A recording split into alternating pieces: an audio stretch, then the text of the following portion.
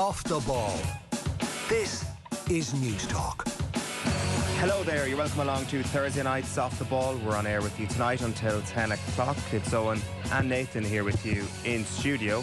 And Thursday nights on Off the Ball have been home to the voice of one man for many, many years. I've had the pleasure of speaking to him for the last year or so. Nathan, you've had the pleasure of speaking to him for a number of years before that.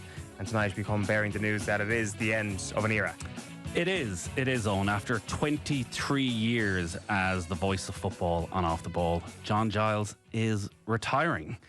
This is a very sad day for all of us on Off the Ball. I think it's a very sad day for lovers of football across the country. John has been the most respected voice on football in this country across many eras, and we've been incredibly fortunate to have John on with us every Thursday night. He's still as popular as ever. He's still as insightful as ever, as passionate about football as he's ever been.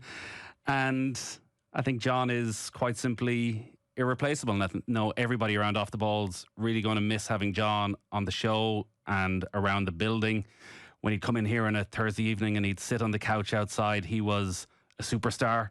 Whether it was politicians or celebrities who were in waiting to go on the other news talk shows, they all wanted a word, they all wanted a picture with John Giles. And what a privilege it's been for us who grew up watching John and have spent any amount of hours on YouTube watching John Giles the footballer. What a privilege it's been to spend some time with him on air and off air. And he's been one of the most important voices in the history of Off the Ball, but much bigger than that, he's been one of, if not the most important voice in the history of Irish football. And while this is a sad evening, I think it's great that John has been able to pick a time of his own choosing to step away. 100%. And it is Thursday night on Off the Ball, so I'm delighted to say that John is with us. Just before we get to John, have a listen to this. Young Giles, he seems to be an inside forward with a very great future.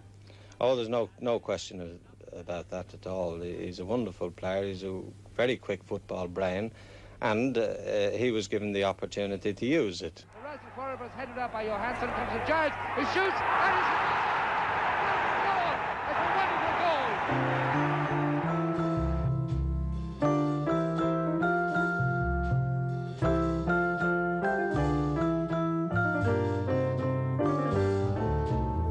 Unforgettable. Well, I think it was the climate of the times, Jim. You know, I played Manchester United, had my leg broken at Birmingham, and I think during the 60s it was a very, very tough game. And there was a lot of physical stuff, and I was regarded as a skillful player. And when you're a skillful player, you're a target. And my attitude was, well, if I'm going to make a living in this game and I want to make it, then I'm going to have to be as tough as everybody else. And I set out to do that. Lorimer will play it wide again for Giles to drive it. And there it is from Johnny Giles. When we came out of the second division, we scrambled a lot and we played scrambly football. Very tenacious, very resilient in what we're doing, and at times too naughty for our own. And that looked very much like a right hook by Johnny Giles. All the things that they say about Leeds, the bad things they say about it, they knew as players that we were a great team. Giles, Alistair Brown, and again Giles. Good try, it's well! Johnny Giles!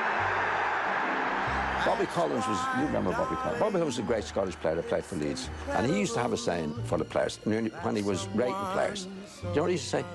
Would he kill his granny? It's true.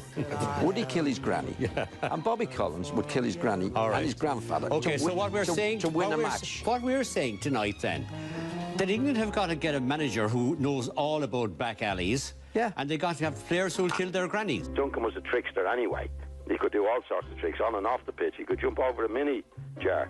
Did you ever hear about that? No. Duncan McKenzie. What? What he did, actually, Jar, he sort of only strolled up to it 2 or 3 strides. And I honestly thought he was going to turn back and say, oh, look, lads, I'm only joking. Hopped over it. Hopped over the mini. In one go? In one go. Franny Lee. You know, Franny was Man City lad, and Franny could dish it about. As it happened, the players crossed. You know, first person over was Mike Summerby. Do you remember Mike Summerby? He could get stuck in as well. Right. You know, my reaction was, "You keep your fucking nose out." See, and Billy says, "Have you seen the size of his nose, wee man?" You see. Well, when you see a player playing, Nathan, who needs to kick up the backside, you don't have to know him. You know, like if he needs to kick up the backside, he needs to kick up the backside. Johnny Giles then with the kick. He scores, it's 1-0 Leeds. And Bremner Thanks, Richie. Okay, Nathan. John, good evening to you. How are you? Good evening, Jer. John, how are you doing? You're there? I'm here, Adrian. Yeah, good. I hope everything works out okay, Joe. That's the main thing now. Thinks that I am unforgettable too. What a day for he, what a day for the Ireland side, and what a tribute to the man who's masterminded it all, Johnny Giles. Brilliant. John Giles, a very good evening to you. How are you doing? I'm good. That's Owen, isn't it? It is. Owen here. Yeah, I'm good. It's very nice listening to all the complimentary remarks. Owen. Very good. Nice to listen to. Yeah, a perfect encapsulation as well. Some brilliant words from yourself there, John, as well, because this is a career that was brilliant on the pitch and then brilliant in the studio, as we've been so lucky to realise over the last 23, 24 years. Well, I was very lucky when I fell into the television. Eamon helped me a lot in that. We had Tim O'Connor, who was a great pal of mine, and a great pal of Eamon's, and he wasn't keen on me because I had a reputation of not saying very much. But when I spoke to Tim, I said, Tim, I'm finished now as a player and a manager. I can say what I like. Because when you're a manager, you've got to be very, very careful what you say. And the newspaper people don't like that because they're not getting any stories. And I wasn't very popular with the newspaper guys at all. But when I could understand what Tim was thinking. Like, if we get you on, he's not going to say. He hasn't said anything. But I said to him, I'm finished now, Tim. I can say what I like. But anyway, I didn't fall out with him, and he took me on. Thanks to Eamon and him. Absolutely. Was this a difficult decision to arrive at, John? Sorry? Was this a difficult decision to arrive at? To go into the television? To hang up the microphone? Well, I always enjoyed doing this, Owen, as you when I've dealt with you now for a while, and did it. But what's happened, I found happening, there's so many matches now in all different competitions that if I had to look at them all, and really when you're doing the job I was trying to do, you have to watch all the matches. You can't make it up as you go along. You have to watch the matches.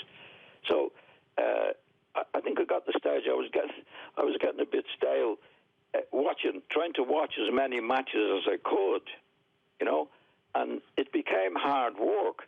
And like football has never been hard work to me. I've always loved it. But there's so many matches. I mean, even in the summer now, you see the teams over in America playing. But I've had a good run at it, I'm 84 and nearly 85. So, I've enjoyed it. I love playing, and I fell into the television to work on the television. I had no intentions of doing that when I was actually playing the football. So I've no complaints whatsoever. I could do the television and I did the radio.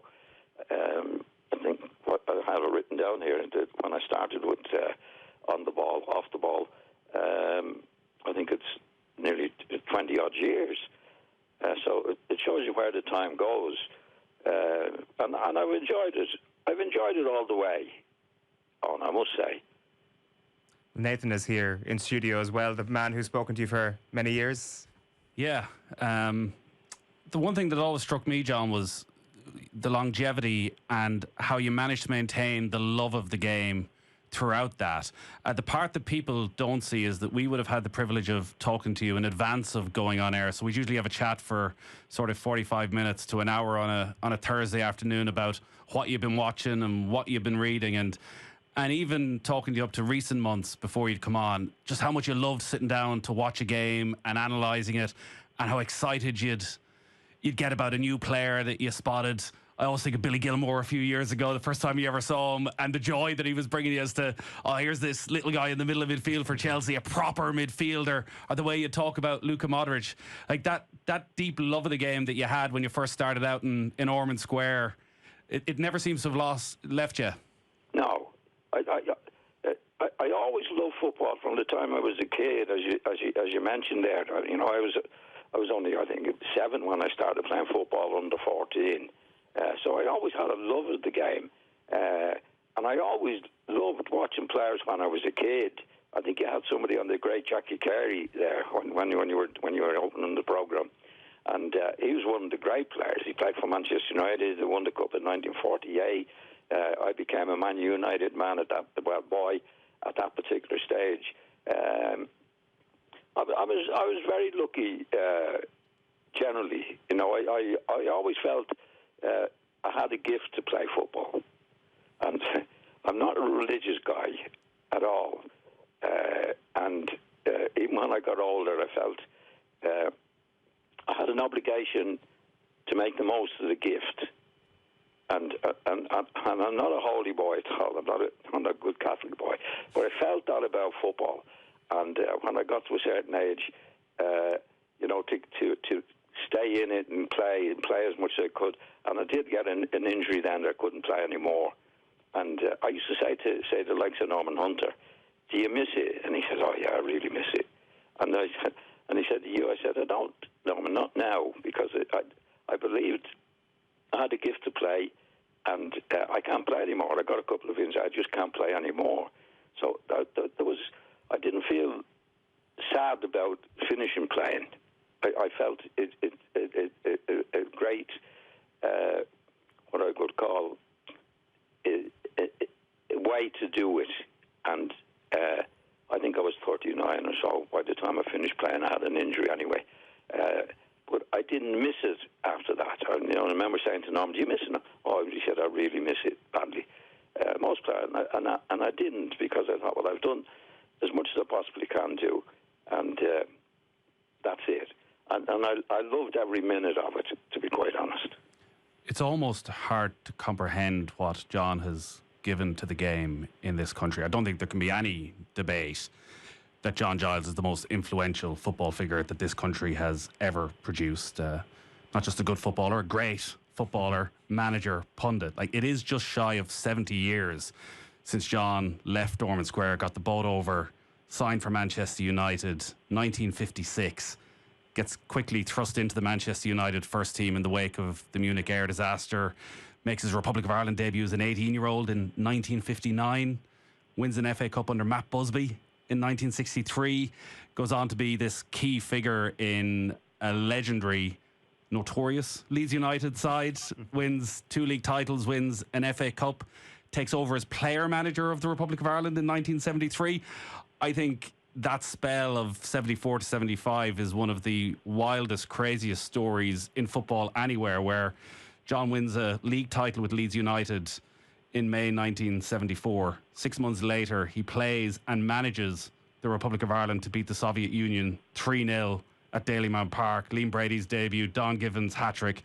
And 6 months after that, he's playing in the European Cup final, where I think it's fair to say they were robbed by Bayern Munich. So it's hard to get your head around the longevity, and then continuing to play and manage into the 80s, before, I guess, the John Giles that we grew up knowing on RTE, and along with Bill and Eamon and Liam Brady, really transforming punditry and analysis and how we think about football in this country and how we talk about football and the standards that we expect from football in this country.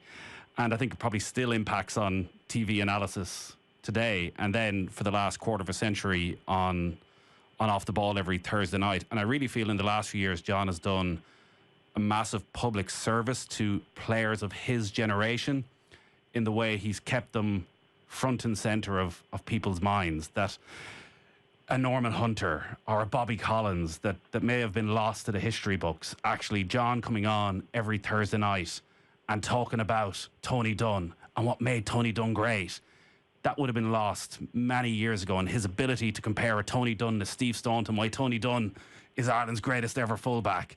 There's nobody else that can bring that rich history. And I think John, particularly in the last few years, and particularly over COVID, when I know he lost so many of that great Leeds United team and so many friends, I think really did us all some service with how he kept all of those people front of our minds. Was that important to you, John, trying to keep those people front and centre? Yeah. I always enjoyed it because if you what I tried to do in the game was to explain frustrations that being a professional footballer for me in a long time, I could convey, if that's the right word, to the people watching. You know, the watchers was the most important thing.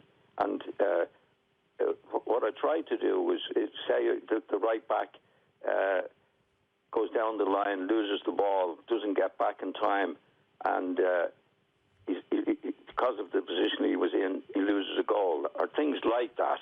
You know, like trying to. I'll tell you what happened when I was in America playing. I used to watch American football, and I knew nothing about American football. And there was a great coach, and I can't think of his name at the moment. And he was the coach, and he used to. He was doing his after he finished coaching on the telly, and I used to watch him, and he used to explain how something happened that I never noticed in a million years, and it was absolutely brilliant. So when I was with Tim O'Connor, I explained this to him. I said, I think I could do that. In other words, to say that the right back is going down the right wing, he gives the ball away, he doesn't get back into his position, and they lose a goal from it. Because most people, when they're watching the match, follows the ball. And that's what I tried to do, was to show where it really came from, and hopefully people enjoyed that. And that was the main thing that when I finished playing football. In other words, you're bringing the knowledge that you have over years of football to people who watch football, and tried to explain it in a way. When I was watching the American football, didn't know anything about American football, but the coach explained things to me that I couldn't see in a million years. And that's what I tried to do in the football. Didn't always work. Do you still see the game the same way now, John, as you did during those first forays into broadcasting? Well, the game has changed. I see the game as it is. I watch it. I don't watch it as much as I used to, but I do watch it. But I think what's happened to the game and is this, keeping possession of the ball has become part of the big fault in the game as I see it. When we're watching the game now, there could be 34 passes, 35 passes from the goalkeeper playing the ball out, and they haven't passed the halfway line. Now, I don't understand like an old-timer playing, but I don't see why they do that. I mean, sometimes you have to hit a long ball. In my day, it was different. Obviously, you had to hit a lot of long balls. And I think that was the right way to do it. I think it's been overdone now. I don't find it good to watch. I don't see it as being as good as it should be. And possession seems to be the big word. I see the coaches now after the match possession. The team had Joe Bloggs had 94 possession, and he's passing. But he's passed it sideways or backwards or whatever it is. When I was a young fella, Jimmy Murphy at Manchester United, the first thing he said when you're playing from midfield, John, when you get the ball there, can you put somebody through? That's the first thing you look for. Can you put somebody through? And if it's not on, what I used to say, if it was 50-50, do it. It's worth it because you're putting somebody through for a goal. I don't see that today. I don't. A lot of the matches I don't enjoy watching. It's your last Thursday evening appearance with us, John, but not the last Thursday night we're going to have together, because we're going to have a little bit of a party in a few weeks' time to send you off. We're going to have a night of celebration for John Giles on Thursday, the 14th of August at the Sugar Club in Dublin. We're going to get some of John's friends and family and people he's played with and worked with and analysed and influenced over the years all together at the Sugar Club in Dublin. There's going to be a link up on our social channels if people want to come along on the night, and I'm sure we'll have a bit of crack across the course of the evening as well, because one of the great benefits of working here was that there was a few nights out with John Giles across the years, and you know how to enjoy yourself on these nights, John. I certainly do, and I look forward to that. I have some of my pals there. I don't need my pals there, but it's great to have them. With some lads, I know you want to get there. I haven't seen for years in football sense, because you make some great pals in the game in Ireland and England and Scottish players. You meet some meet some and really get to know them, and I'd really look forward to that. And I must say, I know you're making me great compliments, which is a little bit embarrassing, but I really enjoy it, and I'm delighted that to hear them, because you know, the spectators that what I did are on the radio is the most important people when you're doing what you're trying to do, and I'm delighted to hear that some of it got through anyway. It certainly did. It's been an absolute pleasure, John, and we cannot wait for August 14th, so that should be some crack. Listen, thanks so much for joining us this evening on Thursday night. Thanks to you, Owen, and all the people on the radio. It was my pleasure. Totally enjoyed it, and I hope you continue the success you've had over the years. Everybody at the station, they were very good to me, and when I needed somebody to be good to me. John Giles, a pleasure. Thank you.